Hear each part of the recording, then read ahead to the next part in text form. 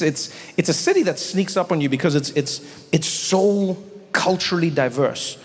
You know, it has a burgeoning art scene, you know, fantastic music. The history in Berlin is truly deep and rich. You know, I love traveling and seeing places whenever I'm in certain cities. And in Berlin, I went out with like a tour group, and I had a great time, but I wish someone had warned me how painful a lot of like Berlin's history is, right? Because that was basically the headquarters of the Nazi party. So like everything ties back to Hitler. I didn't know this. I thought we were going on like a cute little tour. I ask a lot of questions. I'm curious. This brought the mood down. And we're out and about. The tour guide was doing his shtick. He was happy as well. He was like, you know, here behind me you can see this is one of the largest airports that was ever built in the world. Yeah, it is a world famous airport here in Berlin, and it is so large that they filmed the Hollywood movie, The Hunger Games, inside this airport. Yeah? Any questions? And I was like, yeah, wow, how old is this thing? He's like, this is almost 100 years old. I'm like, damn, and like who built it?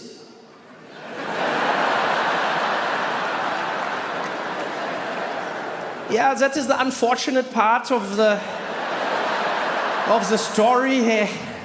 This airport was built by Hitler. I could see I'd messed things up. I tried to bring the mood up. I was like, which Hitler? He's like, which Hitler? Which other Hitler is there? I was like, could be Henry Hitler. Henry Hitler? Who the hell is Henry Hitler? I was like, you don't know Henry Hitler? It didn't work. Like, yo, man. It was tense, but it was good. And what I mean by good is it was nice to be in a place where people don't bury their heads. What I mean by that is that, like, when you travel through Germany, even if you don't go to museums, you cannot escape the past of both Berlin and what Germany did. You know, there are monuments scattered throughout the city, prominent monuments. They're memorializing what Germany did to millions of Jewish people and millions of other people around the world. You see it, you understand it, they talk about it. You know, they teach their kids about it. They teach children in school. They're like, hey, this is what Germany did. They make sure they know. But they don't make them feel guilty about it, which is a pretty amazing balance for them to strike, you know? They'll say to the kids, they're like, hey, kids, I hope you understand. Germany did this. You're not responsible because you weren't there. However, because you're the future of Germany, it's your responsibility to make sure this doesn't happen again.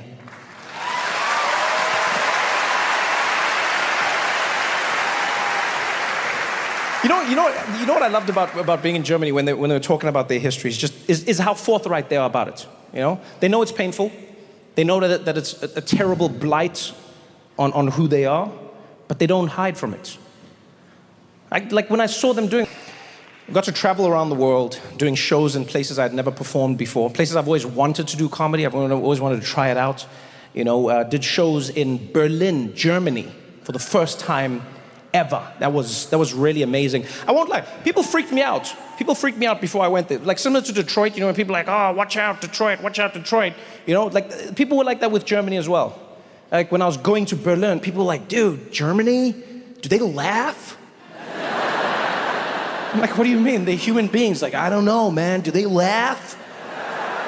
People got to me. There was a point when I was heading to Germany where I was like, maybe Germans just sit in the audience like, aha, yeah, aha. That was a comedy show. But they don't. They laugh. Actually, that's why you shouldn't bury your history.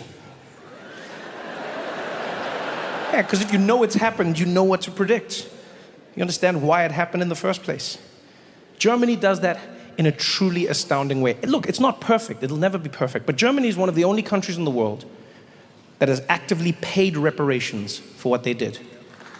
One of the only countries in the world that has actively apologized. And one of the only countries in the world that's set about changing how they see themselves and how the world sees them. After World War II, Germany changed a bunch of laws. They changed the iconography of the country, what you could hang, where you could hang it. They changed their national anthem. Yeah. Imagine that, they changed the national anthem. They felt that the national anthem was a nationalist song that the Nazis used to inspire people to think the wrong things, and they changed it. The original song was a song called Deutschland, Deutschland über alles. And you've probably heard it like in old movies or whatever. The song went like, Deutschland, Deutschland, über alles auf der Welt. And translated into English, it means, Germany, Germany, over everything in the world. And clearly they meant it. Yeah, where most anthems are theoretical, Germans are precise. But after World War II, they were like, we can't have that same attitude. And so they changed the anthem. They had new lyrics. The new lyrics are, Einigkeit und Rechts und Freiheit für das deutsche Vaterland. Which translated into English is, unity and rights and freedom for all the people who live in Germany. Which is adorable. It's adorable. I mean, they may as well have made the song, sorry, sorry, we're so sorry. Sorry for what we did. I appreciate that they did it, but I wouldn't have gone that far. No, I'm not gonna lie, I wouldn't have gone that far. I think über alles is terrible. That's not a good way to think. But you still gotta have a bit of kick in your anthem, you know? You still gotta have like a, you know? Yeah, I would have found like a middle ground. Mine would have been like, Deutschland, Deutschland, irgendwo in den Top 5. Nicht über alles auf der Welt. Because we are definitely in the top 5 when you think about it. America's number 1, and then you have Great Britain, and then you have France and Spain, and then we are at number 5. Well, actually, Spain is not better than us, so we are number 4. Number 4 in the, oh yeah, but France, their economy is not that strong, so maybe we are number 3 in the world, then you have England above, oh wait, oh, Brexit was not a smart idea, so maybe we are number 2 and America is number, oh, their elections are not that stable, so then maybe we are über alles auf der Welt! Manufactured issues that often happens in America, that gets people riled up and gets them fired up, fighting about something that was never an issue to begin with, you know? And the reason I say this is because that's honestly what I believe. I feel like in America, politicians have done a really good job of tricking Americans into fighting about issues that were never an issue to begin with, so that you don't pay attention to the issues that actually are. You know? If they can get you fighting about what's in a textbook, you don't pay attention to the fact that inflation is out of control. You don't pay attention to the fact that rents are out of control. People cannot afford to live anywhere. Your salaries have never kept up with inflation. Corporations steal billions and billions of dollars from their employees with no ramifications. You don't pay attention to any of that. You pay attention to what's catchy. It's easy to keep up with. It keeps you going. You know? Ooh, can trans people use public bathrooms? Why would you want to bury your history? So much joy, there's so much to learn. You know? It feels like America's moving in that direction. You know? It wants less and less of its history, wants less and less context. You look what's happening with textbooks. Places like Florida, they want to ban textbooks or cut out the parts of the textbooks that have slavery in the books. And now parents are fighting. They're like, oh no, take the slavery out, it's making the kids feel bad. And other parents are like, keep the slavery in, it's teaching the children. And these parents are fighting back and forth. I'm like, why? What you don't need to be fighting about. No one should be fighting about this. Kids don't read textbooks.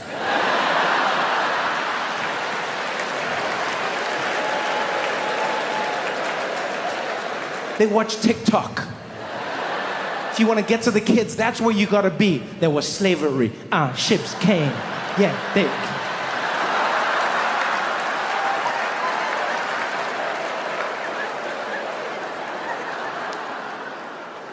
I'll be out there, figured out. They go, here's a small story affecting a few people in a random place. I'm gonna make it seem like this is a nationwide issue, and then everyone starts fighting about it. But who? Who was really dealing with it? Huh? Who of you here has ever been in a situation where you were in a bathroom and all of a sudden a skirmish broke out and you heard people being like, excuse me, is this the gender that you were born with? Does it coincide with the sign on the door? Is your genitalia matching this? Can I see it right?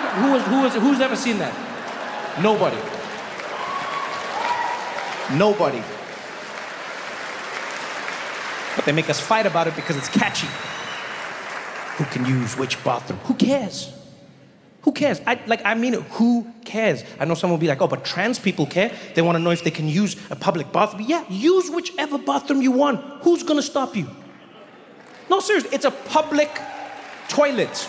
Who is going to stop you? You tell me who's going to enforce that law. We can't even enforce the idea that people should shit into the toilet. But you think magically they're gonna figure out if you were born this way? Use whichever one you want. Why are we wasting our time? Other people are like, oh, we're gonna fight because you gotta know who's using. Let me tell you something. If you are spending enough time to know the genitalia of the other people in a public bathroom, you're the creep. I'm worried about you. There is a simple rule to every public toilet around the world, and that rule is you get in, you pay no attention to anyone else, you hold your breath, and you get out. You're standing around staring at other people. Like every man in this room knows, when we use the toilet, what do? We get in. Public toilet, you stare dead ahead. You pee, you do your thing. You do not look to either side. If you're fidgety, you look up, you look down. You do not look at anyone else. The guy next to you could start choking. You don't turn your head, you don't shake, you don't move. You hear him like, you be like, hey man, hey, you all right? Yo, hey man, you okay? Yo, you want me to call? Hey man, are you okay? Yo, you want me to call? Don't look at me!